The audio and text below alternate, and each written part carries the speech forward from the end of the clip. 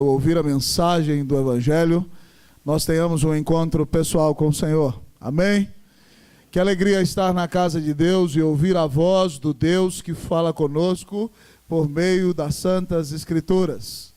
Nós acreditamos que as Escrituras são centrais no culto. E a pregação é importante porque no culto inteiro nós falamos com Deus. Mas na pregação Deus fala conosco. E algumas vezes na Bíblia Deus fala durante muito tempo. Mas um dos maiores sermões da história foi pregado em 18 minutos, o Sermão do Monte. Qualquer pregador que o prega em 18 minutos. Alguns comentaristas dizem que em 15. Então a centralidade não está no tempo cronológico, mas está no valor que a pregação tem. Ela pode durar 50 minutos, ela pode durar 15 ou 20. Mas se ela é bíblica, ela é central e vem ao teu coração e abençoa a tua vida. E nessa noite eu quero convidar você para abrir a sua Bíblia comigo, lá no Evangelho de João, no capítulo 21. Nós vamos ler um texto menor hoje. Hoje nós temos Santa Ceia.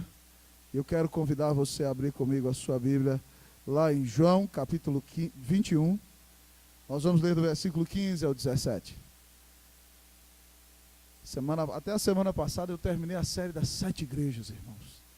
Menor sermão, 40 minutos, né? Hoje você não preocupa não que vai durar 2h30, não tem problema nenhum. Estou brincando com você. Hoje nós vamos pregar no texto um pouco menor. Coloquemos-nos de pé, amados irmãos. Já sabe, vamos desligar o celular, né?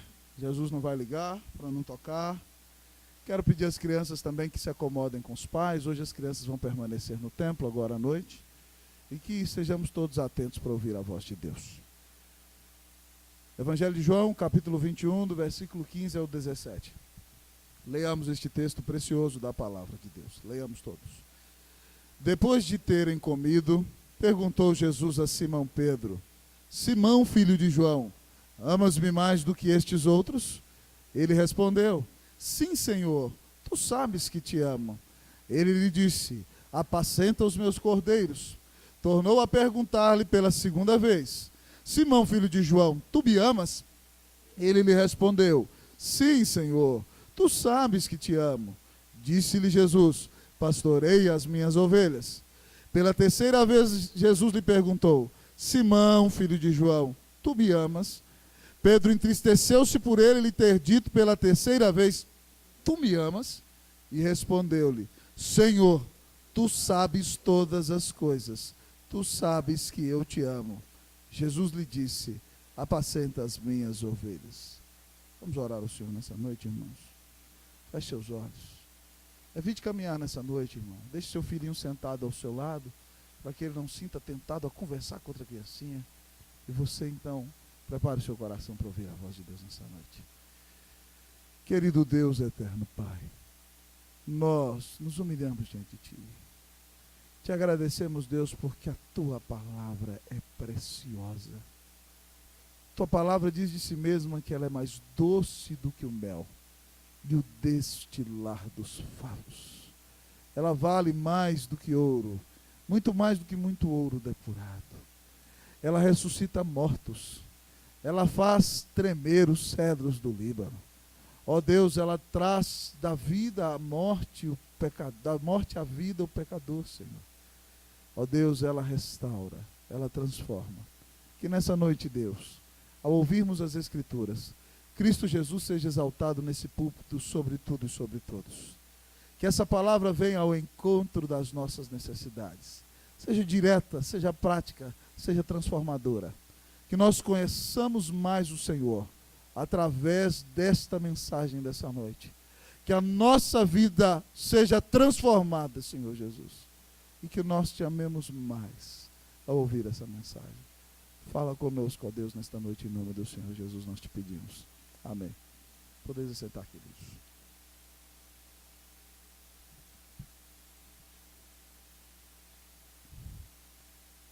Queridos irmãos e irmãs, se o Senhor Jesus estivesse no culto desta noite e se dirigisse do púlpito a você, e você soubesse que seria especificamente para a tua pessoa, e de repente então ele olhasse para você e te perguntasse nessa noite: Filho, tu me amas? o que você responderia?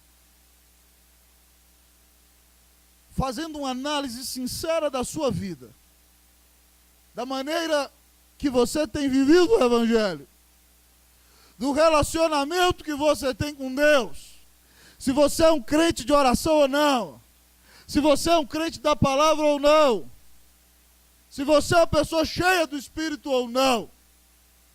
Se Jesus te perguntasse nessa noite: filho, tu me amas, o que você lhe responderia?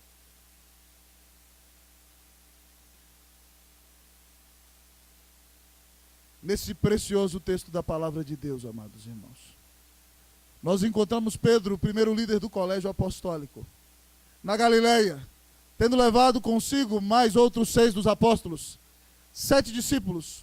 Pedro já tinha desistido de tudo, tinha fracassado como pastor, tinha negado o Senhor, e agora ele diz para os seus irmãos e amigos: vou pescar. E a liderança dele é tão forte que até Tiago e João vão com ele, e mais outros. E eles tentam pescar a noite inteira, e ele não consegue nada. Fracassou como pastor, fracassou como pescador. E quando eles estão ali, amados irmãos, no barco, a 300 metros da praia, diz-nos a Bíblia que chegou o Senhor Jesus ressuscitado à praia, e disse a eles que lancem a rede do lado direito do barco.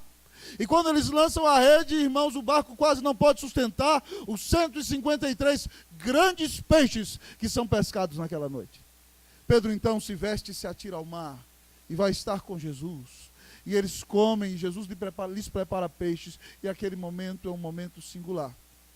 E então, logo depois de Pedro ter negado o Senhor 3 vezes, a Bíblia diz aqui neste texto 3 vezes, que o Senhor lhe pergunta: Simão, filho de João, tu me amas? Se o Senhor Jesus te perguntasse nessa noite: Sandro, tu me amas? Júlio, tu me amas? Jaqueline, tu me amas? O que você responderia ao Senhor? Nessa noite, irmãos, olhando para esse texto, no qual Jesus fala tão intimamente com Pedro, nós vamos aprender como deve ser o nosso amor pelo Senhor. Como deve ser o nosso amor pelo Senhor. Uma mensagem tão íntima e pessoal como essa é ímpar nessa noite, porque essa noite é uma noite de ceia, é uma noite de comunhão. Ceia é um momento especial no qual a gente senta na mesa com quem a gente ama, para compartilhar o que há de melhor.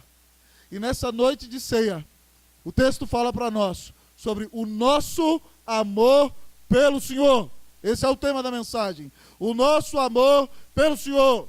E eu espero que você saia daqui nessa noite, se ainda não ama, amando de fato e de verdade o Senhor Jesus Cristo, que deu a vida na cruz do Calvário, no teu lugar, para pagar os teus pecados. Como deve ser o nosso amor pelo Senhor? O texto nos diz nessa noite que o nosso amor pelo Senhor deve ser prioritário. O nosso amor pelo Senhor deve ser prioritário. Versículo 15, leamos todos. Depois, vamos lá? Depois de terem comido, perguntou Jesus a Simão Pedro. O que é que ele perguntou? Leiam.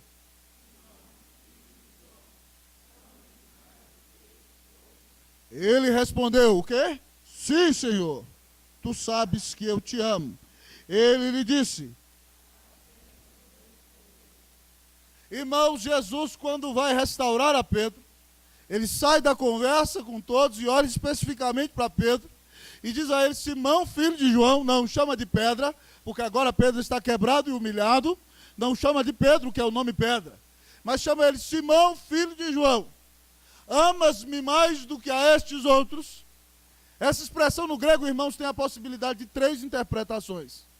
Uma delas é a seguinte: Simão, você me ama mais do que esses barcos e do que esses peixes?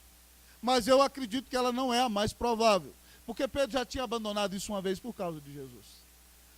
Segunda interpretação possível é a seguinte: Senhor, Pedro, você me ama, o seu amor por mim é maior do que o amor destes por mim? Mas eu também acredito que não seja essa interpretação, porque Jesus não fica fazendo comparações entre amor meu e amor de Expedito e amor de Osasco, para saber qual o amor dos nossos é maior, porque ainda que nós amemos ao Senhor com todo o nosso ser, nosso amor será ainda muito imperfeito. E a outra possibilidade do texto é que Jesus pergunta a Pedro: Simão, filho de João, tu me amas mais do que amas a estes outros seus amigos. Pedro amava os seus amigos. Tanto é que mesmo depois de ter pecado, ele não se isola deles como Judas. Judas, quando reconhece o seu erro, não tem coragem de se humilhar e voltar à comunidade. Mas ele se parte no meio.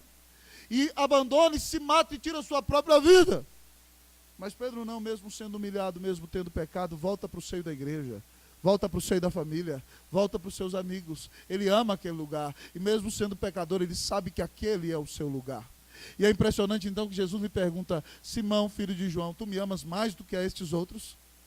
Jesus está perguntando a Pedro se de fato Jesus é o maior amor do coração de Pedro. Pedro, tu me amas mais do que a estes irmãos? Tu me amas mais do que essa comunidade? Tu me amas mais do que esse povo no qual está a tua segurança? Pedro, eu sou o maior amor da tua vida.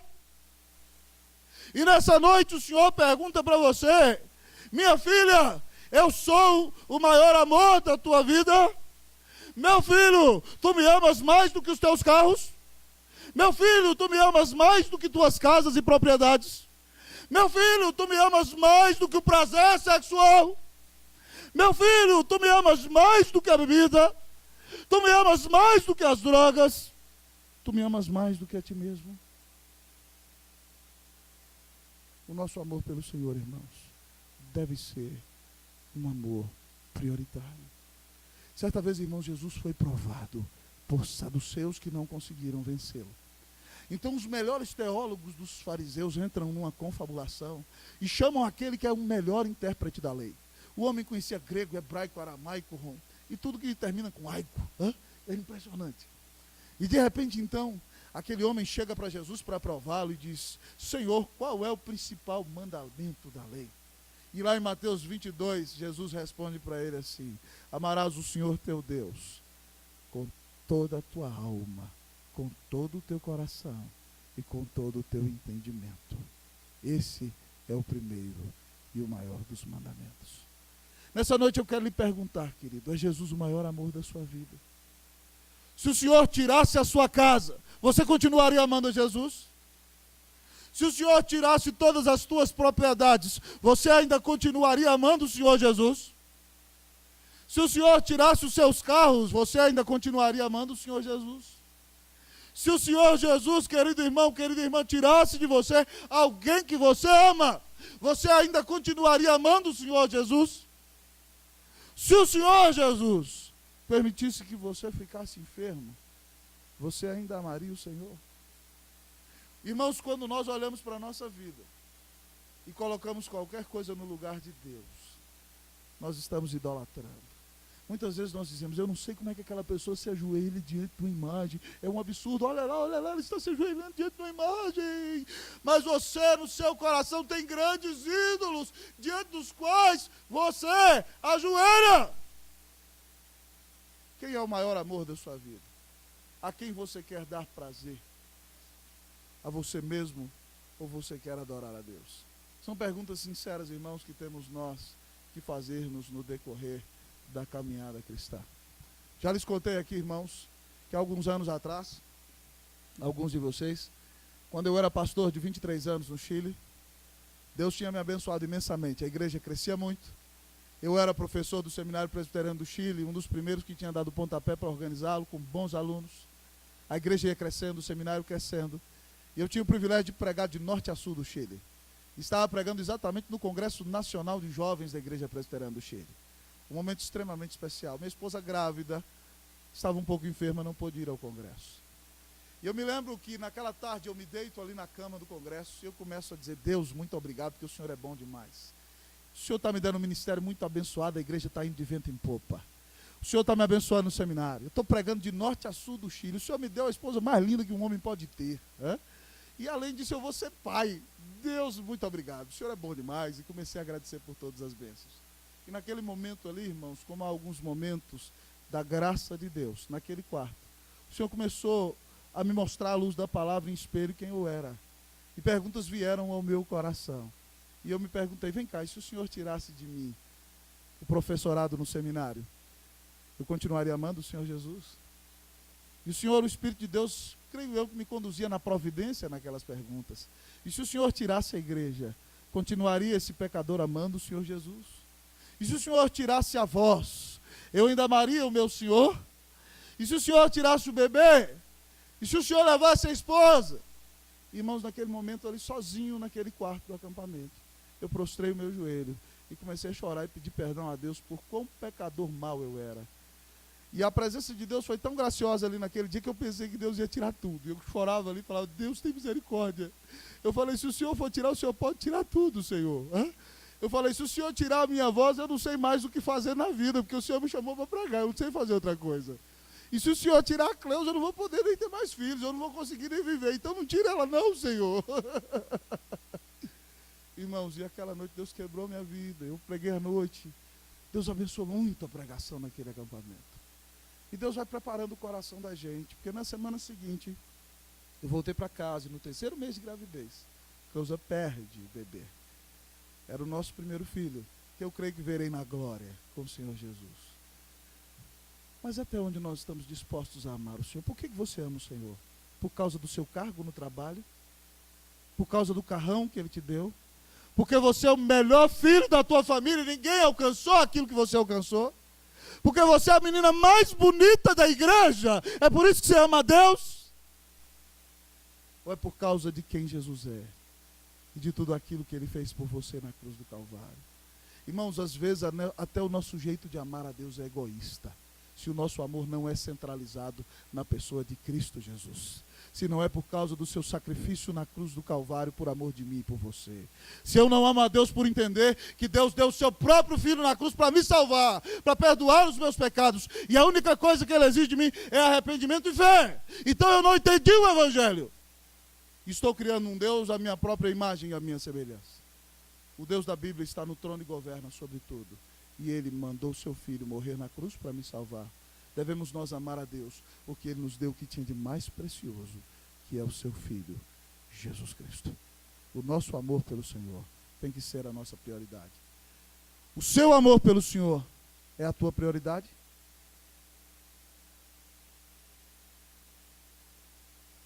Devemos nós, irmãos, amar o Senhor sobre todas as coisas. Mas talvez você perguntará, como William Shakespeare, ser ou não ser, eis a questão. E agora, quem poderá me ajudar? Como deve ser o nosso amor pelo Senhor? O nosso amor pelo Senhor, irmãos, deve ser prioritário. Mas o texto vem nos ensinar, nessa noite, amados irmãos, que o nosso amor pelo Senhor deve ser professado. O nosso amor pelo Senhor deve ser professado. Repita comigo, vamos lá? O nosso amor pelo Senhor deve ser professado. Versículo 16. Leiam todos. 1, 2, 3. Podem ler, leiamos todos. Tornou...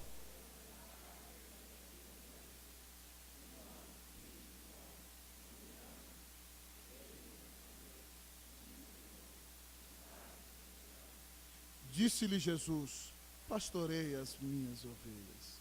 Irmãos, nós devemos professar o nosso amor pelo Senhor. Nós devemos derramarmos-nos em elogios a Ele, dando glórias e exaltação ao seu santo nome. Certo dia, amados irmãos, eu com Cleusa vimos um filme, alugamos um filme evangélico, e foi lá na livraria do Rogério da Ileane. E o filme conta a história de uma mãe que, num momento, numa prova de natação, o filho dela tira em primeiro lugar, mas bate a cabeça na piscina e morre, um adolescente. E quando aquela mulher está sozinha na casa dela, chorando, ela diz, no lugar de dizer para o meu filho que eu amava, eu briguei com ele porque ele não tinha colocado lixo lá fora. A última palavra que eu disse para o meu filho foi, por que você não colocou o lixo lá fora? Eu não disse a ele que eu o amava. E ela chorava amargamente. Muitas vezes, irmãos, nós damos por suposto, com as pessoas que estão ao nosso lado, que nós as amamos e nem nos declaramos a elas. E nós, irmãos, fomos criados para, de fato, diante da beleza, diante do que é belo e do que é bom, reagir em louvor. Deus nos deu um senso de capacidade estética, porque o maior dos arquitetos, Deus, o maior dos artistas, o mais glorioso dos mestres da arte, o que faz tudo de maneira correta e perfeita, é o Senhor. Então, quando você vê algo belo, algo bom, e o reconhece, você dá glória àquele que é perfeito, que é bom e que é melhor do que tudo que há. Mas se você conhece a Jesus, se você o ama, e se você entende que Ele é o bem mais precioso, se você entende, meu querido irmão, que não existe ninguém tão lindo e tão maravilhoso como Jesus, não haverá como não louvá-lo. Se você conhece a graça de Deus, a sua reação é louvar ao Senhor. Irmãos, nós temos que louvar ao Senhor. A Bíblia nos manda louvar ao Senhor. Há pessoas que não gostam de louvar ao Senhor. Mas a Bíblia, irmãos, tem um livro de 150 salmos que nos manda louvar a Deus. Um dos grandes pensadores do século XX, Clive Staples Lewis, professor da Universidade de Cambridge, na Inglaterra, diz que assim que se converteu, ele achava Deus como uma mulher insegura e boba, que fica dizendo: você me ama? Diga para mim quando você me ama. Fala aí que me ama, vai. Fala. Você já viu essas mulheres que viram para o marido: você me ama, você me ama, você me ama. Fica pedindo elogio o tempo todo. Você me ama? Ah, mulher, vai, eu te amo, vai. O cara não fala nem por convicção, é por pressão mesmo. E aí C.S. Lewis diz que ele achava Deus assim, até que ele entendeu que a essência do amor é o louvor. Você tem uma namorada, não tem? Você tem uma linda esposa, de repente você bate o olho nela e se ela pedir, você fala assim: querida, como eu te amo. Ou você, mulher de Deus, olha para o seu marido, esse homem de bem, pecador miserável, mas que tem andado com Cristo, você vira para ele e fala assim: olha, como eu te admiro. Você reconhece. Então, a característica do verdadeiro amor é o louvor. Então, se você ama a Deus, você vai professar. E como Pedro nega 3 vezes a Jesus, Jesus aqui aparece 3 vezes para reafirmá-lo e para que ele tenha o privilégio de dizer para Jesus o quanto ele o ama. De dizer para Jesus o quanto ele é precioso para ele. Por isso Jesus pergunta: Pedro, tu me amas? E Pedro responde: sim, Senhor, tu sabes que eu te amo. Pedro reconhece, Pedro fala, Pedro expressa, Pedro louva, Pedro diz para Jesus: Senhor, eu te amo. O nosso amor, irmãos, a Deus tem que ser um amor professado. É tanto assim que se você pega lá o lindo Salmo 96, como é que ele começa? Quem sabe vai dizer comigo, versículos 1 e 2. Cantai ao Senhor um cântico novo. Cantai ao Senhor todas as terras, cantai ao Senhor, bendizei o seu nome, proclamai a sua salvação dia após dia. A Bíblia diz que você tem que cantar para Deus. O Salmo 100, como é que é? Celebrai com júbilo ao Senhor todas as terras, servi ao Senhor com, apresentai-vos diante dele com cântico. Deus está dizendo: cante para mim, faz serenata para mim, fala do teu amor por mim. No Salmo 150, que é a chave de ouro que fecha o livro dos cânticos e das orações, ele diz assim, versículos 1 e 2 também, nós só estamos no 1 e no 2. Louvai a Deus no seu santuário e no firmamento, louvai-o pelos seus... Tá ruim de Bíblia essa igreja, hein? Meu Deus do céu, vou falar o versículo sozinho porque está feia a coisa. Louvai a Deus no seu santuário e no firmamento, obra do seu poder. Louvai-o pelos seus poderosos feitos. Louvai-o consoante a sua muita grandeza. Louve a Deus na igreja, louve em todo lugar. Louve a Deus por quem Ele é. Louve a Deus pelo seu grande amor demonstrado por você. Louve a Deus, porque nunca ninguém te amou como o Senhor. Louve a Deus, porque Ele dá seu Filho descendo da glória, para que venha esse mundo cheio de pecado, e Jesus sofre durante toda a sua vida, e sofre mais ainda na cruz, no meu lugar e no teu. O castigo que nos traz a paz estava sobre Ele. Ele foi moído pelos nossos pecados, e nós devemos então, irmãos, louvá-lo e expressar o nosso amor para com Ele. O nosso amor pelo Senhor tem que ser um amor professado. Hebreus 13:15, lindo, foi lido de manhã hoje aqui. Por meio de Jesus, ofereçamos, pois, sempre a Deus sacrifícios de louvor, que é o fruto de lábios que confessam o seu nome. Vem cá, por que você parou de cantar? Você lembra que antigamente lá, Você entrava lá no seu chuveiro e falava: cantai ao Senhor um cântico novo, cantai ao Senhor todas as... Vamos louvar, vamos lá. Cantai ao Senhor, bendizei o seu nome, proclamai a sua salvação. Anunciai entre a sua glória. A sua glória, e entre todos os povos as suas maravilhas, porque grande é o Senhor, muito digno de ser louvado, mais temível do que falsos deuses. Adore nessa pregação nessa noite. Glória e majestade estão diante dele, força e formosura no seu santuário. Glória e majestade estão diante dele, força e formosura no seu santuário.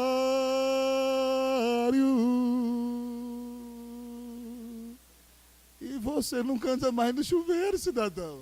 O que aconteceu? Não, pastor, a mulher está dizendo que eu estou desafinado demais. Canta, você não está cantando para ela, você está cantando para Jesus. Fala para ela, chega para lá, agora eu vou louvar o Senhor. Cante para o Senhor. Aí antigamente você entrava no carro, você botava um CD, mas você está tão preocupado com o trânsito de manhã e falando assim: se alguém me dá uma fechada hoje, ele vai ver. Eu vou sair do carro e vou mostrar para ele com quantos paus se faz uma canoa. E você esquece de Deus. Esquece de adorar a Deus. Você está olhando tanto para o problema, queridão.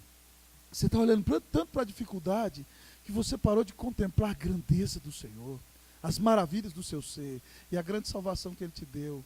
Hoje o Senhor está falando para você: ei, querida, está na hora de você voltar a cantar para mim. Por que você parou?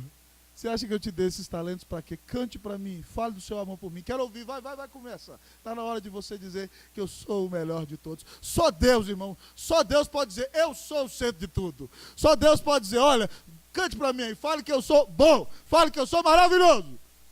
Porque Ele é mesmo. E se Ele não exigir isso de você, Ele não vai estar exigindo que você dê valor ao que é mais importante, e quem é mais importante é o Senhor. Só Deus, irmãos, pode viver para glorificar a si mesmo e exaltar-se a si mesmo para sempre. Porque se Deus não prioriza Deus não é Deus, Deus é idólatra. A prioridade de Deus é exaltar a Deus. A prioridade de Deus é que você glorifique a Deus.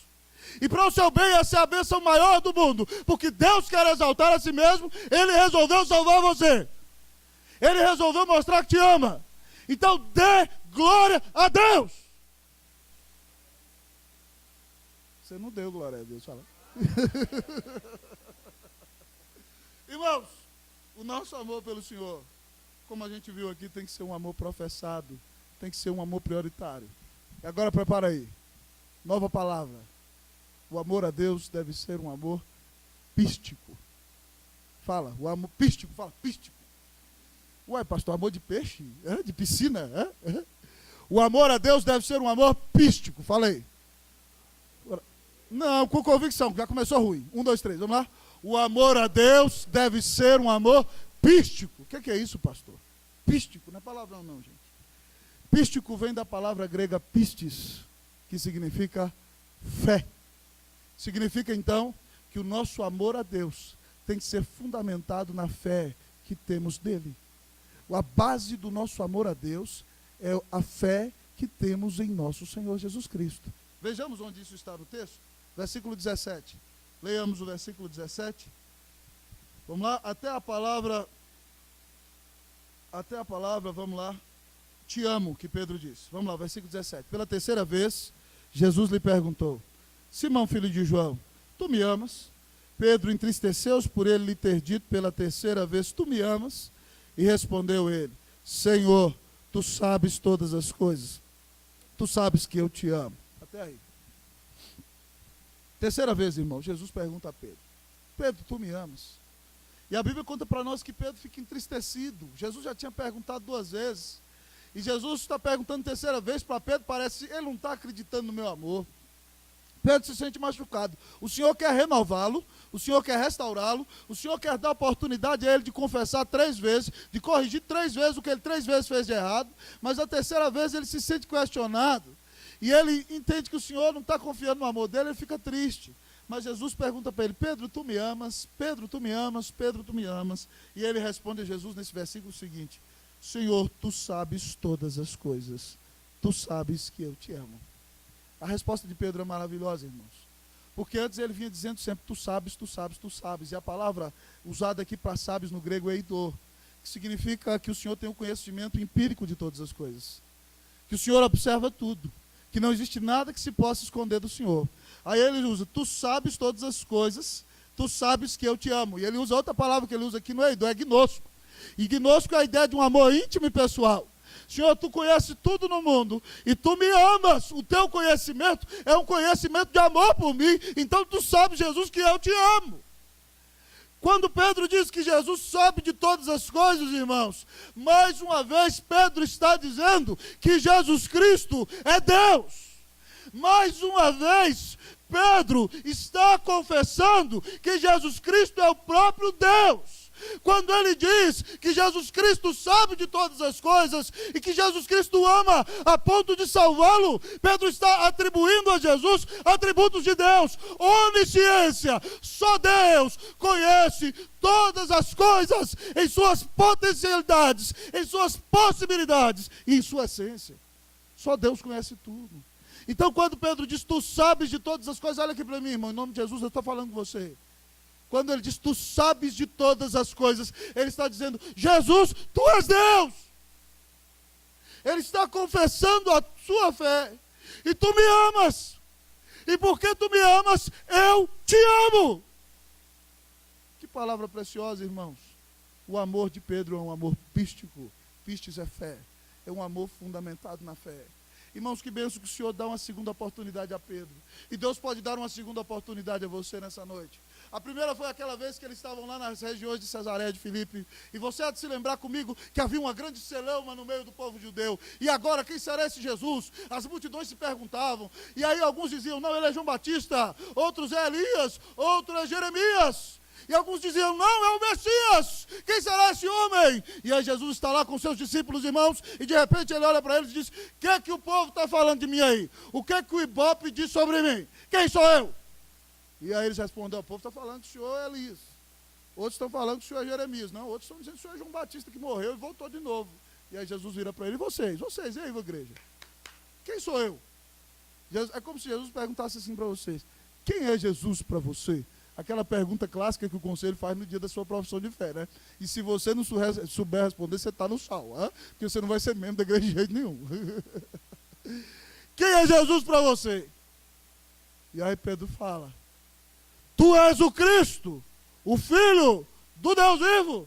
E Jesus diz: bem-aventurado és tu, Simão, filho de João, porque não foi carne nem sangue que te revelaram isso, mas o meu Pai que está nos céus. Pedro já tinha falado uma vez da fé que ele tinha por Jesus. E mais uma vez o Senhor dá a oportunidade.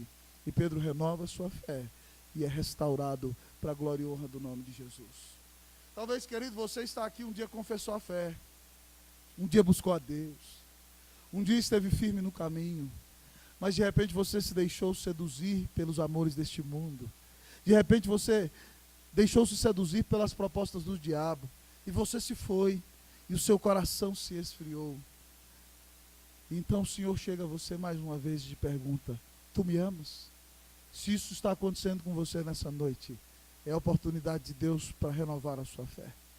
O Senhor quer que você volte de novo a renovar a sua fé. Que você coloque a sua fé em Cristo Jesus. Que você coloque a sua esperança nele. Que você espere a restauração dele. Que você hoje seja curado por ele. Seja perdoado por ele. Que você diga: Senhor, tu és Deus, tu és o Filho de Deus, tu és o meu Senhor. Em ti está a minha esperança. Eu não tenho outro lugar para onde ir. Salomão diz em 2º livro das Crônicas 7,14, Deus disse por meio dele: se o meu povo, que se chama pelo meu nome, se humilhar e orar e me buscar, então eu ouvirei dos céus, perdoarei os seus pecados e sararei a sua terra. Deus é o Deus das segundas oportunidades. Das segundas, das terceiras, das quartas, das quintas. E hoje Ele dá mais uma oportunidade a você e te pergunta: Lauro, tu me amas? Gabriel, tu me amas? Anderson, tu me amas? Jéssica, tu me amas? O que você vai responder, meu irmão? Que esse amor seu renove a sua fé em Cristo Jesus nessa noite. Mas em último lugar, o texto nos ensina nessa noite que o nosso amor pelo Senhor, além de ser um amor prioritário, o nosso amor pelo Senhor, além de ser um amor professado, o nosso amor pelo Senhor, além de ser um amor pístico, o nosso amor pelo Senhor deve ser um amor missionário. Como deve ser o nosso amor pelo Senhor? O nosso amor pelo Senhor deve ser um amor missionário. Vamos repetir? O nosso amor pelo Senhor deve ser um amor missionário. 3 vezes o Senhor pergunta, Pedro responde, e 3 vezes o Senhor chama Pedro de novo para o ministério. Primeiro o Senhor fala para ele: apacenta os meus cordeiros. E a palavra que o Senhor usa aqui é a seguinte: coloca alimento na boca dos meus cordeiros. Depois o Senhor diz: pastoreia as minhas ovelhas. E a palavra para pastoreia já tem a ver com cuidado, com liderança, com direção, com presença. Ele lidera meu povo, cuida do meu povo, ajuda o meu povo aí nas necessidades dele. E aí na terceira vez, Jesus diz a ele, quando lhe dá a missão, o seguinte: apacenta as minhas ovelhas, alimenta o meu rebanho. Sabe o que Pedro tá dizendo, Jesus está dizendo aqui, irmãos? Pedro, você tem uma segunda oportunidade. Pedro foi restaurado ao ministério. Irmãos, existe gente aí nos dias de hoje que acha que é impossível obreiros de Deus que passaram por dificuldade serem restaurados ao ministério. Pedro não serviria mais para eles. Mas graças a Deus, Jesus não é igual a fariseus que lideram as suas igrejas. Graças a Deus, Jesus é o Deus das segundas oportunidades. Se fossem algumas igrejas hoje aí, Pedro nem na porta passava. Sai daqui, seu infame, você não presta para nada. Mas Jesus o restaura. Jesus restaura a missão de Pedro. Jesus restaura o chamado de Pedro. Pedro negou Jesus, blasfemou publicamente. Mas Jesus dá a Pedro uma segunda oportunidade. Jesus dá a Pedro um chamado missionário. Jesus diz: Pedro, você vai dar a minha palavra para o meu povo. Você vai cuidar do meu rebanho. E depois que o Espírito cai na igreja, irmãos, naquele primeiro sermão, Pedro prega, nem apelo faz. O próprio povo que ouve o sermão dizia: e agora? O que é que nós vamos fazer depois de uma mensagem dessa? E aí, irmãos, Pedro diz: arrependam-se dos pecados de vocês. E naquele dia 3.000 pessoas creem em Jesus. Jesus é o Deus das segundas oportunidades. Jesus é o Deus que te chama a obra missionária. Pare de viver para si mesmo, irmão. Pare de viver só para ficar rico. Pare de viver para ficar só no seu projeto pessoal. Porque você não sabe se daqui 5 minutos você vai tombar. E se você tombar daqui 5 minutos, você vai chegar no céu, você vai ser salvo pela graça. Mas se o Senhor perguntar para você: o que você fez com a vida que eu te dei? Você fala: Senhor, eu tenho uma conta aqui de 20 mil reais, de 50 milhões de reais, eu trouxe aqui, ó, depósito para o céu, está aqui a oferta. Deus fala: o que eu vou fazer com milhões de reais do céu? Irmão, você tem que usar a sua vida para abençoar alguém. Jesus disse: ide por todo mundo e pregai o evangelho a toda criatura. Aos seus discípulos ele: ide, portanto, fazer discípulos de todas as nações. Jesus disse, irmão, que nós devemos usar a nossa vida para abençoar os outros. O que você está fazendo com a sua vida? Você está vivendo para você? Eu quero perguntar para você nessa noite: alguém já veio a Cristo Jesus através da tua vida? Ou você é a pessoa que só pensa em você? Você é assim: o mundo só eu. Tudo é você. Você só vive ao redor de você. Todo mundo tem que viver para agradar você. Ai de quem não fizer seus gostos, está perdido, está no sal. Você se acha Deus, para com isso. Está na hora de você usar a sua vida para abençoar alguém. Está na hora de você usar a sua vida para cuidar de alguém. Está na hora de você parar, irmão, de orar só por você. Irmão, eu às vezes me surpreendo, quando eu olho para as Escrituras, quando a Bíblia me ensina a orar, presta atenção. A Bíblia me ensina a orar, em primeiro lugar, para glorificar o nome de Deus. Deus dá glória ao teu nome. Em segundo lugar, Deus faz a igreja crescer, venha ao teu reino. Deus, em terceiro lugar, faz o que o Senhor quiser. Só aí depois que eu vou orar por mim. Mas quando eu estou orando lá em casa, às vezes eu oro. Deus abençoa a Cleusa, abençoa os meninos, abençoa a minha vida. Não tem nada de errado de orar pela minha família. Mas presta atenção. Cleusa, os meus meninos e eu não somos a prioridade do mundo, não. Eu tenho que orar, Deus glorifica teu nome. Deus converte muitas pessoas a Jesus. Deus realiza a tua vontade na terra. E depois de orar por Deus, que é a prioridade, eu oro por mim. Né? Deus, não esquece de dar o pãozinho não lá em casa, pãozinho quentinho, gostoso, né? Pão nosso de cada dia nos dá hoje. Deus perdoa meus pecados, eu sou miserável demais, o senhor sabe, né? Graças a Deus pela graça, né? E não nos deixe cair em tentação, livra-nos do mal. Irmão, nós temos que começar a viver para servir, sabe por quê? Porque se você não vive para servir, você não serve para viver. A sua vida tem que ser uma vida que abençoa a vida de alguém.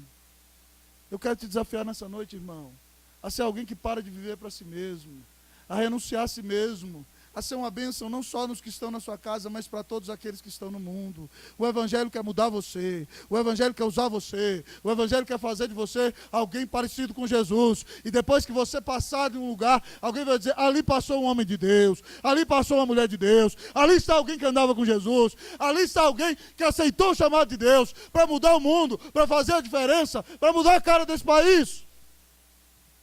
Esses dias muita gente tem conversado comigo. Pastor, o censo do IBGE mostrou que os evangélicos cresceram muito. Eu falei, é verdade. E não estão fazendo diferença nenhuma no país. Porque a roubalheira continua do mesmo jeito. O carnaval continua do mesmo jeito. A sem vergonhice continua do mesmo jeito. E se você vai ver lá, ainda tem os tal dos evangélicos metidos lá no meio do negócio. Não adiantou nada. Irmãos, a gente tem que parar de, como igreja, de viver para nós mesmos. E a gente precisa começar a falar de Jesus para os outros. Se você ama o seu vizinho, você vai falar de Jesus para ele. Se você ama o seu Senhor, você vai sair das quatro paredes da sua casa. Se você ama o Senhor, você vai entrar no seu Facebook e pregar para todos os seus amigos. Se você ama o seu Senhor, você vai usar o seu e-mail só para parar de ficar falando bobagem e falar de Jesus para os outros. Não está na hora de parar de viver para si mesmo. Deus tem chamado você para mudar o mundo. Deus tem chamado você para fazer diferença no seu país. E o que você tem feito? O amor por Deus tem que ser um amor missionário. Porque quando eu amo a Deus e conheço a sua grandeza, eu não guardo só para mim. Eu quero falar para o outro. Eu quero abençoar o outro. Eu quero fazer a diferença na vida do outro. Deus tem chamado essa igreja, irmão, para ser uma igreja que abençoa o Guará, que abençoa Brasília, que abençoa o mundo. A nossa igreja hoje, graças a Deus, contribui com a Igreja Presbiteriana do Brasil, contribui com o presbitério, tem missionários no Amazonas, tem missionário na Bahia, de vez em quando dá oferta para missionários em outros lugares. E nós estamos construindo essa igreja, irmãos. Não é para dizer, olha como a igreja do Guará 2 é boa, é um dos templos presbiterianos mais lindos da cidade. Não, pode parar com isso. Nós estamos construindo essa igreja para sermos missionários. Nós estamos construindo essa igreja para ganhar muitas pessoas para Cristo Jesus aqui no Guará, para livrar muitas pessoas da prostituição, para tirar muitas pessoas das drogas, para ser instrumento para que casamentos sejam restaurados. Nós estamos construindo esse novo templo para plantar novas igrejas para a glória e honra do nome de Jesus. Nós estamos construindo essa nova igreja para sustentar mais missionários que vão pregar o nome de Jesus em muitos lugares. O foco não somos nós, irmãos. O foco é a obra de Deus. Quando nós amamos a Jesus, nós paramos de viver para nós mesmos. Nós olhamos além do umbigo e nós começamos a viver para servir. Porque se você não vive para servir, você não serve para viver. Que Deus tenha misericórdia da sua vida nessa noite. Hoje o texto nos falou que o nosso amor pelo Senhor deve ser um amor prioritário. Vamos repetir, o nosso amor pelo Senhor, vamos lá? Deve ser um amor prioritário. Deve ser um amor professado. Deve ser um amor pístico. Deve ser um amor missionário. Se o Senhor Jesus te perguntasse nessa hora, José, tu me amas? Meu filho, tu me amas? O que você responderia?